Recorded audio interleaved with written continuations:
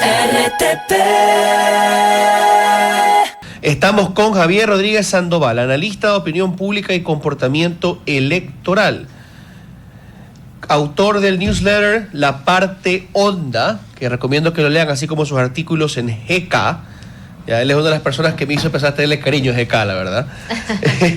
Y vamos a analizar las publicaciones que ha hecho recientemente, el análisis que ha hecho sobre el comportamiento del electorado en esta primera vuelta que sabe a segunda y que algo se parece a la anterior. ¿Cómo se compara esta elección con la segunda vuelta de la pasada, mi querido Javier? Bienvenido. Buenos días, César. Buenos días a todos. Buenos días también a la audiencia y muchas gracias por la invitación. Esa es la gran pregunta, pero parecería ser que después de haber visto los resultados, específicamente la estructura de la votación, me refiero a la forma como se distribuyen los votos entre los candidatos en esta primera vuelta que acabamos de ver, me parece que esa hipótesis que tenían algunas personas en donde decían que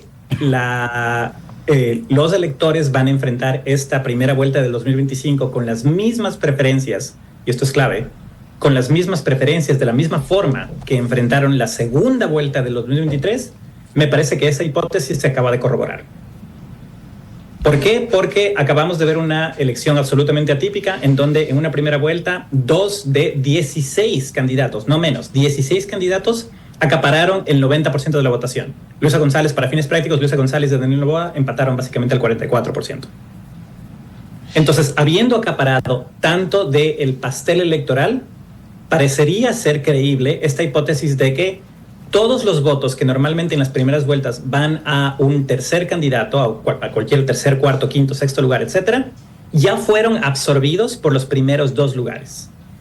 Y esta es una cosa que no tiene precedente histórico. O sea, lo más parecido sería, no sé, en el 2013, por ejemplo, elecciones presidenciales, cuando Rafael Correa sacó 57, Guillermo Lasso 21 y Lucio Gutiérrez 7%, pero sería como lo más parecido.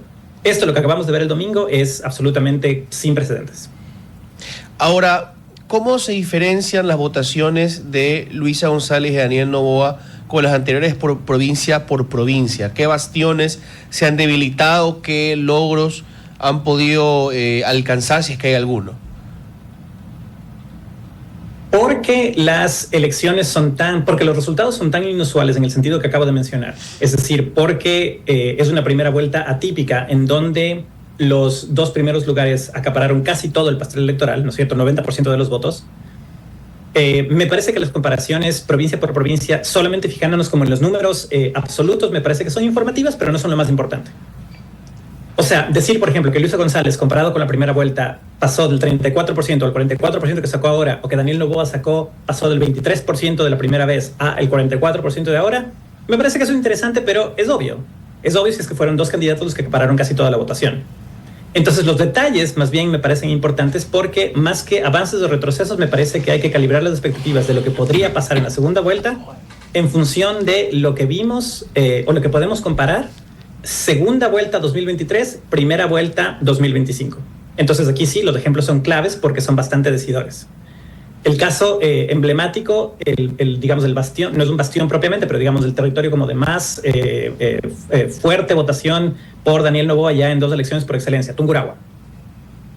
En la segunda vuelta de 2023, cuando Daniel Noboa absorbió todos esos votos que no eran propios, pero que votaban por un candidato anticorreísta para que el correísmo no vuelva, y votaban por Daniel Noboa, pero podrían haber votado por cualquier otro candidato, ahí en Tungurahua en la segunda vuelta sacó 75%. El domingo acaba de sacar 61%. ¿A dónde se fueron esos 14 puntos? La pregunta es, ¿de dónde va a exprimir más votos para cubrir esa brecha de 14 puntos si es que los primeros 3 lugares de Tungurahua ya abarcaron el 90% de la votación? Peor todavía, en Tungurahua, Leonidas Issa sacó 11%. Y yo soy el primero y César, usted ha tenido como la gentileza de leer algunos de mis análisis como en ocasiones anteriores. Y yo soy el primero en no suscribir estos cálculos fáciles de decir tal candidato es anticorreísta, por lo tanto todos sus votos se van a ir con el anticorreísmo. Correcto. O tal candidato es de izquierda, por lo tanto todos sus votos se van a ir con Luisa González.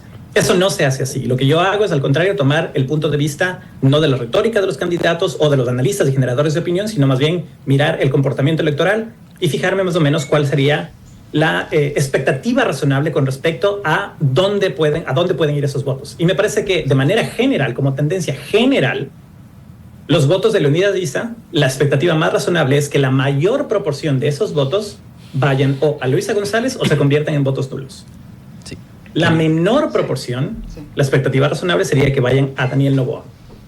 Querido Javier. Esto varía además regionalmente. O sea, lo que acabo de decir, por ejemplo, es diferente para la Sierra Centro, en donde hay un poco más de favorabilidad, por ejemplo, los votos anticorreístas del movimiento indígena, comparado con, por ejemplo, los votos de Pichincha. Entonces esto varía, lo podemos discutir como esa aritmética específica.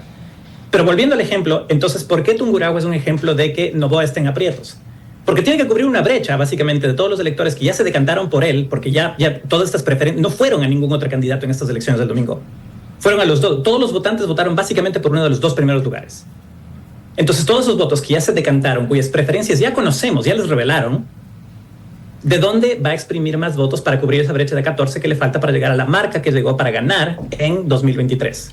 Con el agravante aún de que parte de los votos del 11% de Leonidas Diza son votos con los que definitivamente no puede contar. No todo, pero parte son votos con los que no puede contar. Por eso, en conclusión, puedo mencionar más ejemplos, pero en conclusión, me parece que lo que acabamos de ver es que los caminos para ganar en segunda vuelta para el presidente se le achicaron un poco.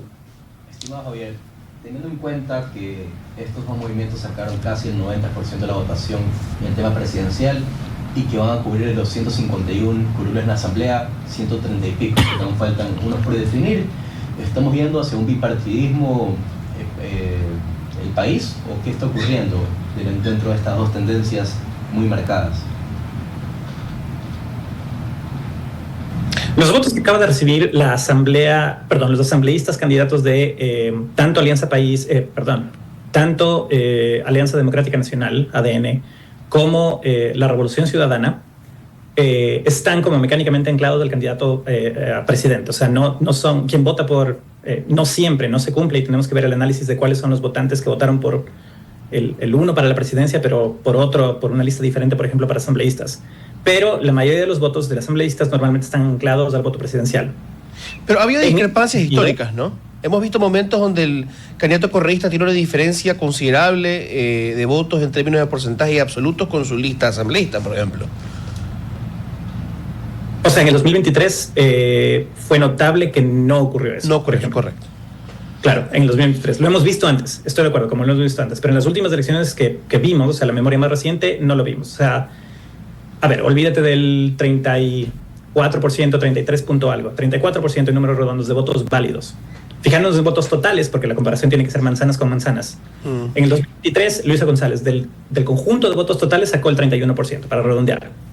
Pero el conjunto de votos que fueron para asambleístas de la Revolución Ciudadana, de todo el total de votos emitidos por la población para asambleístas, fue también 31%. Ahí fue una relación de 1 a 1. A diferencia de Daniel Noboa, en donde la brecha entre los votos que él recibió como candidato y los votos que ADN recibió para la asamblea era la brecha más grande. O sea, los candidatos de la asamblea recibiendo muchísimos menos, ¿no es cierto? Correcto. Notablemente, por ejemplo, los votos que recibió Fernando Villavicencio, Cristian Zurita, fueron menos que los votos que recibió Construye, como sumando todos los votos para asambleístas, por ejemplo. O sea, la asamblea de Construye, los votos para asambleístas, para el parlamentario de Construye, fueron más que los votos del candidato presidencial de Construye.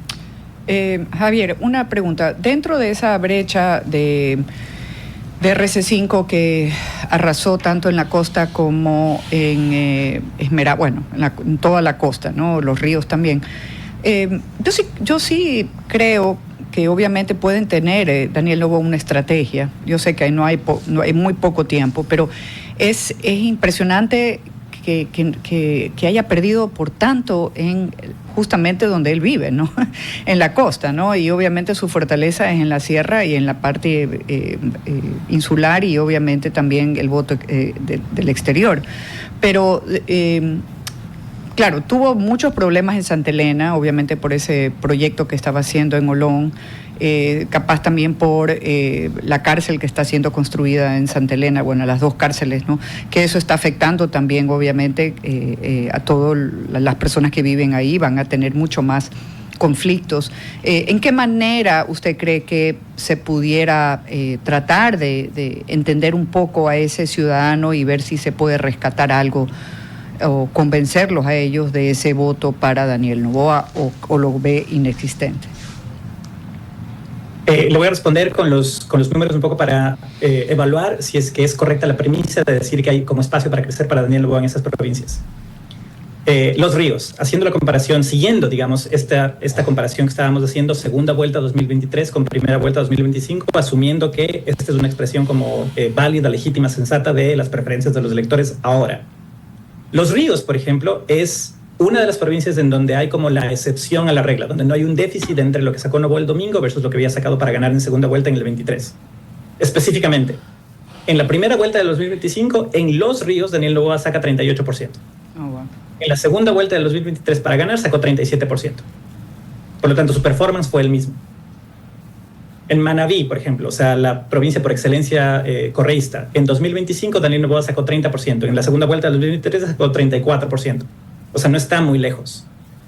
Guayas, 25, en el 2025 saca 44%, la segunda vuelta del 2023 saca 48%. La brecha no es tan grande. En la costa, por ejemplo, el territorio, digamos, más fuertemente correísta, aunque no tiene tantos votos, pero uno de los territorios como más fuertes correístas, por ejemplo, provincia de Esmeraldas. Daniel Noboa saca 41% el domingo, cuando había sacado 38% para ganar en la segunda vuelta anterior.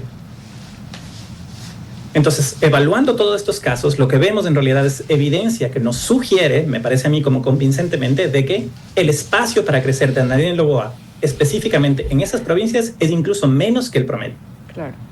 Porque ya llegó, porque ya se topó con si es que los votantes votaron igual que en la segunda vuelta del 23, en estas provincias, en los ejemplos que acabo de mencionar, o sea, Daniel Noboa ya se topó con esa marca alta que le permitió ganar, que estaba compuesta, o sea, cuya composición contaba con el voto orgánico, natural, duro de Daniel Noboa, y todo ese voto que no le pertenecía, sino que el voto fue el voto anticorreísta que votó por él, habría votado por cualquier otro, pero votó por él para evitar que el correísmo vuelva. Bueno, Javier, evidentemente el Ecuador no es un país ideologizado, los partidos no han hecho su trabajo con respecto de esto, y hoy tú votas por la izquierda, mañana por la derecha, pero en realidad no hay algo un trasfondo de lo que tú decidas votar. ¿Qué es en realidad lo que motiva al ecuatoriano a votar? En un momento se dijo los zapatitos rojos, ahora se dice el cartón, estamos evidentemente en dos cacicazgos, Correa por un lado, Noboa un cacique que está creciendo por el otro, pero ¿qué es lo que realmente motiva al ecuatoriano a votar si no es lo ideológico? Tampoco espero que sea ni el zapato rojo ni el cartón. Estoy de acuerdo con usted. Yo no soy el primero en decirlo, esta no es la primera conversación creo que en la que participo en donde alguien dice esto, y estoy plenamente de acuerdo con usted. En el Ecuador no existe tal cosa como el voto ideológico. Creo que el votante el votante en el Ecuador está motivado ciertamente por convicciones que pueden ser convicciones afectivas o pueden ser convicciones racionales. ¿A qué me refiero? O sea, si es que un empresario dice yo necesito estabilidad y necesito a alguien que me prometa que va a proteger la dolarización, y en mi entendimiento, equivocado o no, creo que Luisa González compromete la dolarización, pero Daniel Noboa sostiene la dolarización porque no entiendo cómo funcionan las reservas internacionales, etcétera, entonces voy a votar por Daniel Noboa. A eso me refiero con una convicción racional. No es un voto ideológico, pero es una convicción racional que yo la puedo entender. Claro. El votante que dice, lamentablemente es verdad, o sea, cualquier cosa, pero antes teníamos carreteras, cualquier cosa, pero antes nos daban la cédula, pero cualquier cosa puede ser, pero antes no teníamos apagones, cualquier cosa puede ser, pero antes no teníamos tanta delincuencia o tanta pobreza, no importa por las razones que sean, entonces yo quiero que regrese el correísmo porque en esa época había más gestión. Esa no es una convicción ideológica, pero es una convicción racional, que yo la puedo entender. Entonces la pregunta que usted hace es extremadamente compleja, me parece a mí, y o sea, yo soy el primero en donde lo que a mí más me mueve como intelectualmente, incluso si se quiere, es como entender las elecciones como más bien como indicadores, termómetros más bien del estado de la opinión pública del país y cómo se ha movido esto como históricamente en el tiempo.